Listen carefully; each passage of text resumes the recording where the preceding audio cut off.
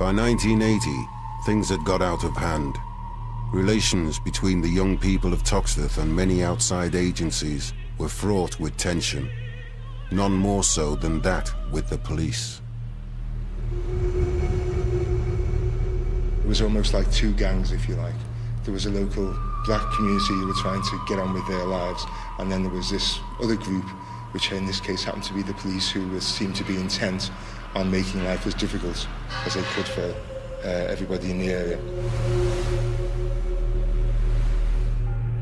Life was already difficult enough.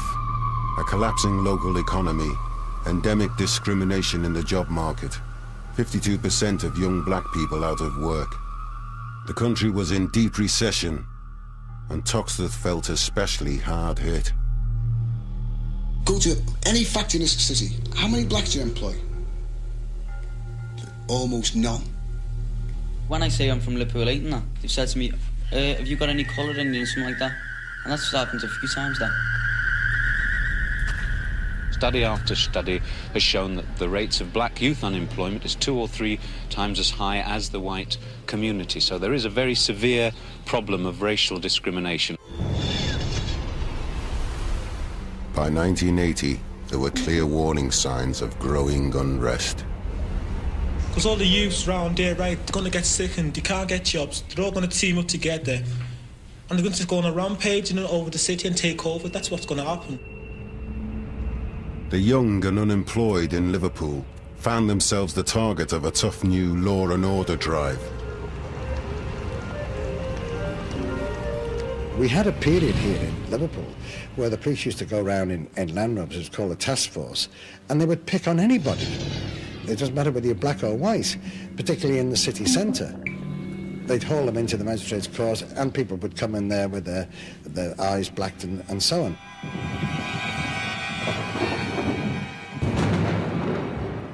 Facing a growing problem of street crime, the police had resorted to widespread stop-and-search tactics, using the so-called sus laws.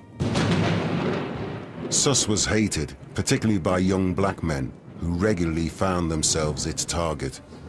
In Liverpool 8, stop-and-search became a source of fear and loathing. When young people would come out of the youth club on a disco night, there'd be 2 or 3 young people. And more than on occasion said to me, will you just watch me while I walk across the boulevard, because there's a police jeep parked on the boulevard. Just check me when I walk past it so I don't get no problem. Now, the police are there to protect young people. Here's young people asking me to stand on the corner and watch them while they walk across the road past the police vehicle so they don't get no hassle. By 1981, policing was causing concern, even amongst those who weren't its target. The Chief Constable said, they are a criminal community and I will police them accordingly, which meant I will use force to enforce order. Local people, anybody who lived in Toxteth, so resented it that I came to the conclusion there was no option but for them to use force in reply.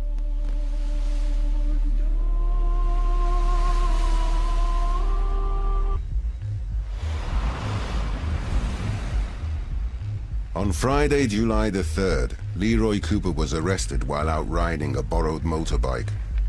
When the police see the bike along Princess Road, the police wanted to stop the lad. The lad didn't stop. He went straight into Granbury Street. When he went into Granbury Street, the police come down, overpower him, beat his hand off the bike and overpower him and throw him in a van.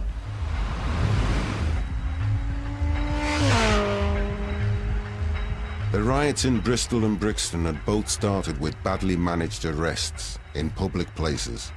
With Leroy Cooper's arrest, the Merseyside force made that same mistake. There was 3 police vans. The police had one of the Coopers in the van, and there was groups of young people all around, and there was a motorbike parked by there. So I started negotiating with the police. What's the problem? Why are you arresting him? Why are all these police here? Why is there 3 vans and about 20 police for one guy on a motorbike?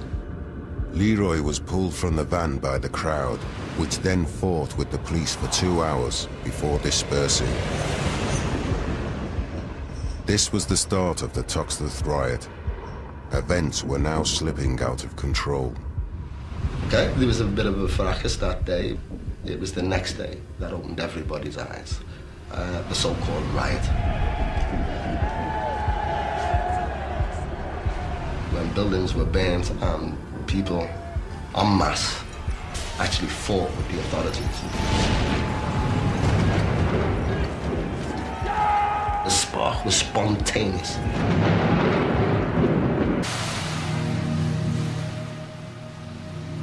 After 3 weeks in Liverpool, it became apparent to Heseltine that listening was not enough, and something needed to be done. He came in here with a view to, we're going to settle a problem, we're going to solve a problem, without actually knowing what they were doing. It resulted in Heseltine planting trees in Liverpool 8, throughout Liverpool 8. Trees everywhere, brilliant. I mean, obviously that's going to stop the riots next time. Trees, you know, probably places to swing on or something, I haven't a clue.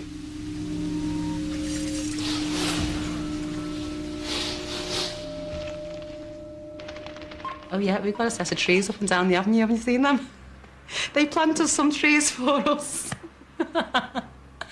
Oh, 20 years later, the trees are growing quite nicely. Yes, we got trees. Michael Heseltine said, here's £250,000, do it up. So they brought a bunch of contractors in from Manchester who did up the boulevard.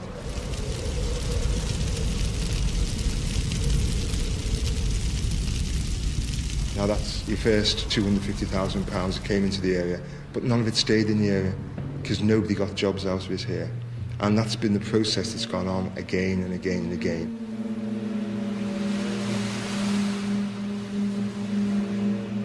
£50 million was invested in a garden festival centre, built 3 miles from Toxteth. It was Heseltine's attempt to regenerate the area, but in reality, it made little difference to local people. They poured millions into this to turn it into a nice, lovely garden festival centre with amusement places for children to play.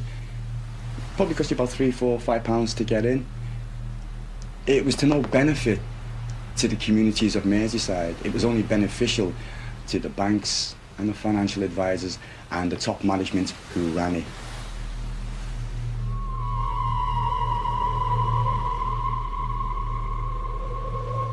Even as the Festival Garden Centre neared completion, a local government election was about to change the city's political climate.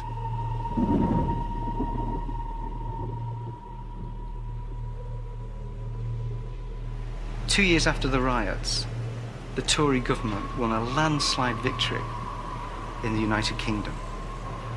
What did Liverpool do on the very day Thatcher won her huge majority? It elected a militant council. Militant Labour's victory ended 13 years of Liberal control of the city. Liverpool's black community, traditional Labour voters, had high expectations. But they were to be disappointed by the new politicians who now ran the council. The position on race that militants began to clearly articulate became increasingly damaging.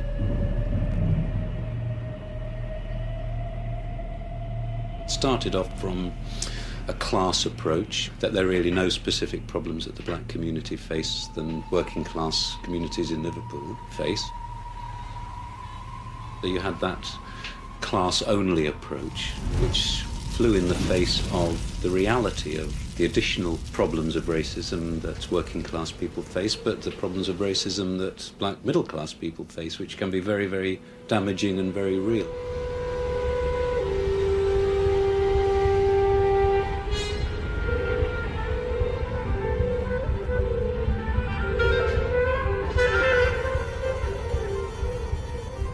The council employed a Londoner, Sam Bond, as their principal race relations advisor.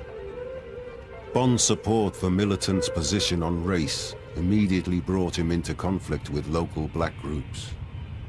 Within 2 years, the council's leadership was no longer on speaking terms with most of the black organisations in Toxteth. We were concerned that the black issue didn't become more important than the, if you like, the class issue that we believed in at the time.